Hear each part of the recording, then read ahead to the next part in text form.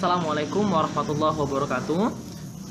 Ananda, selamat pagi. Pada kesempatan kali ini kita masih membahas tentang bab 3, yaitu tentang zat, wujud zat, dan perubahannya. Pada pertemuan sebelumnya kita sudah membahas tentang apa pengertian dari zat, kemudian bagaimana wujud zat, dan bagaimana perubahan wujud zat dari wujud zat satu ke wujud zat lainnya. Nah, pada pertemuan kali ini kita akan membahas tentang adesi, kohesi, meniskus, kapilaritas, serta massa jenis. Namun sebelum kita mulai kegiatan belajar pada hari ini, marilah kita berdoa terlebih dahulu. Berdoa dimulai. Selesai. Ananda, untuk mempermudah Ananda dalam proses belajar, maka Ustadz sudah menyiapkan sebuah video. Tonton terlebih dahulu videonya sampai dengan selesai. Kohesi dan adesi. Gaya tarik-menarik antara partikel yang satu dengan partikel yang sejenis dinamakan kohesi. Dalam segelas air, terdapat gaya kohesi antara partikel air yang satu dengan partikel air yang lain. Gaya tarik-menarik antar partikel yang tidak sejenis dinamakan adesi. Dalam segelas air, gaya tarik-menarik antara partikel gelas dengan partikel air dinamakan adesi. Ambillah dua buah tabung reaksi. Yang satu diolesi minyak goreng, sementara yang lain tidak. Isilah kedua tabung reaksi dengan air. Perhatikanlah bedanya. Pada tabung reaksi yang diolesi minyak goreng, permukaan air di bagian tengah lebih tinggi daripada permukaan air di bagian tepi tabung. Peristiwa ini dinamakan meniskus cembung. Apa yang menyebabkannya? Pada tabung reaksi yang diolesi minyak, terjadi interaksi antara air dengan minyak. Gaya kohesi antar partikel air lebih kuat daripada gaya adesi antara partikel air dengan partikel minyak. Akibatnya, partikel air saling tarik-menarik dan menolak partikel minyak, sehingga air menjadi menggumpal. Pada tabung reaksi yang tidak diolesi minyak goreng, permukaan air di bagian tengah lebih rendah daripada permukaan air di bagian tepi dekat tabung. Peristiwa ini dinamakan meniskus cekung. Berlawanan dengan tabung satunya, di sini gaya kohesi antar partikel air lebih lemah daripada gaya adesi antara partikel air dengan partikel tabung. Akibatnya, air cenderung memencar. Kegiatan berikutnya adalah menempatkan air dalam suatu wadah. Ambillah sebuah pipa kapiler, pipa yang diameternya sangat kecil, dan celupkan ke dalam air. Perhatikanlah, air akan naik ke atas pipa kapiler sehingga permukaan air dalam pipa menjadi lebih tinggi daripada permukaan air dalam wadah. Peristiwa ini dinamakan kapilaritas. Kapilaritas adalah peristiwa naiknya permukaan air dalam pipa kapiler. Apa yang menyebabkan kapilaritas? Kapilaritas disebabkan karena gaya adesi antara partikel air dengan partikel pipa lebih kuat daripada gaya kohesi antar partikel air. Gaya adesi ini begitu kuatnya, sehingga menyebabkan partikel air tertarik ke atas.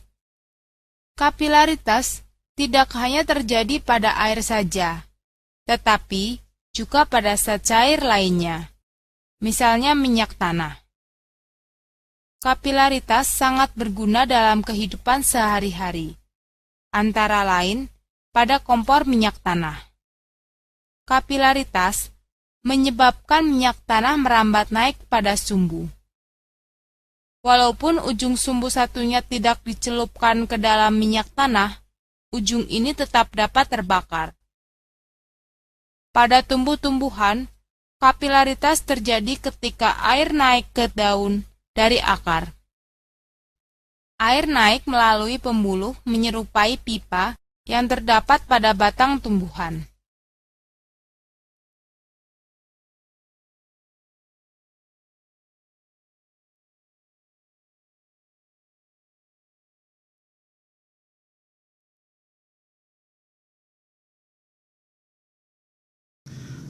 Ananda, berdasarkan video yang sudah Ananda tonton, kita dapat menyimpulkan bahwasannya yang pertama, adhesi adalah gaya tarik-menarik antara partikel yang tidak sejenis.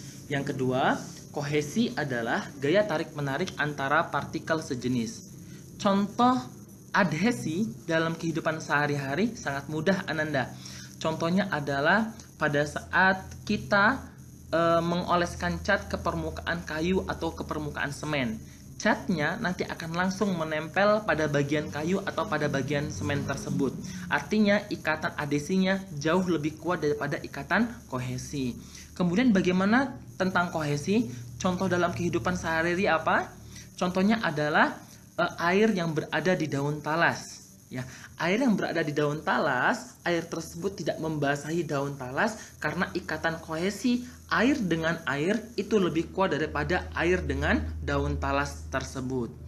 Kemudian poin yang ketiga adalah meniskus adalah gaya tarik-menarik yang dapat mengakibatkan terjadi tegangan permukaan. Nah, Ananda dapat lihat di gambar bagian bawah, jika adhesi sama dengan kohesi, maka akan membentuk meniskus yang datar. Sedangkan jika kohesi lebih tinggi daripada adhesi, maka akan membentuk meniskus cembung. Dan yang ketiga, jika adhesi lebih tinggi atau lebih kuat daripada kohesi, maka dia akan membentuk meniskus cekung. Dan poin yang keempat adalah kapilaritas. Kapilaritas adalah peristiwa naiknya zat cair melalui lubang sempit atau pipa kapiler. Ini merupakan contoh dari peristiwa kapilaritas. Pada gambar A, awal mulanya terdapat 4 cairan berwarna merah, hijau, biru, dan kuning. Kemudian pada cairan tersebut dimasukkan daun dan lama-kelamaan daunnya akan menyerap ya, dan air yang berada di bawah akan perlahan naik ke atas. Selanjutnya kita lihat gambar B. Gambar B ini ada 3 cawan. Yang sebelah kiri cawannya berisi cairan berwarna kuning, dan cawan yang di sebelah kanan diisi dengan cairan yang berwarna merah. Kemudian yang di tengah-tengah itu sebenarnya cawannya kosong, tidak diisi cairan. Selanjutnya dimasukkan tisu ya, satu ujung tisu dimasukkan ke dalam cairan berwarna kuning dan ujungnya lagi satu lagi dimasukkan ke dalam cawan yang kosong. Kemudian begitu juga dengan yang merah. Satu ujung tisu diletakkan di cawan berwarna merah, cairan berwarna merah, satu ujungnya lagi diletakkan di cawan yang kosong. Kemudian secara perlahan cairan yang berwarna kuning dan merah tersebut akan naik dan berpindah ke cawan yang kosong.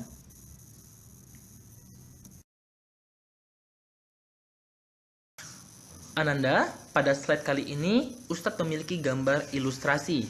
Ustadz memiliki sebatang besi dan Ustadz memiliki setumpuk kapas.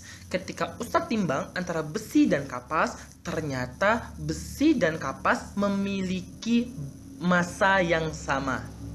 Padahal jika kita lihat, besi memiliki ukuran yang jauh lebih kecil daripada kapas, sedangkan kapas memiliki ukuran yang jauh lebih besar daripada besi. Kenapa demikian? Ananda, inilah yang dimaksud dengan massa jenis. Massa jenis adalah perbandingan antara massa dengan volume benda, atau bisa kita artikan sebagai massa jenis adalah kepadatan materi suatu benda. Walaupun besi memiliki ukuran yang jauh lebih kecil daripada kapas, tetapi besi memiliki massa jenis yang tinggi daripada kapas, sehingga ketika ditimbang besi dan kapas memiliki massa yang sama walaupun ukuran mereka berbeda. Ananda, untuk mengetahui bagaimana cara mengukur massa jenis, maka Ananda dapat menggunakan rumus Rho sama dengan M per V. Rho sama dengan M per V. Rho adalah massa jenis benda, satuannya kilogram per meter kubik. M adalah massa benda, satuannya adalah kilogram. Kemudian V adalah volume benda dengan satuannya meter kubik. Ananda, Pada slide terakhir ini, Ustadz memiliki soal terkait massa jenis. Ustadz memiliki 4 benda yang memiliki massa dan volume yang berbeda-beda. Soalnya adalah, urutkan benda yang memiliki massa jenis tertinggi ke terendah. Kirim jawaban beserta proses penyelesaiannya ke WA Ustadz Ustazah. Dan kami tunggu maksimal sampai dengan jam 4 sore. Bagi Ananda yang berhasil menjawab dengan benar, maka akan ada bonus tambahan. Terima kasih, cukup sekian dulu pada hari ini. Sampai berjumpa pada pertemuan selanjutnya. Wassalamualaikum warahmatullahi wabarakatuh.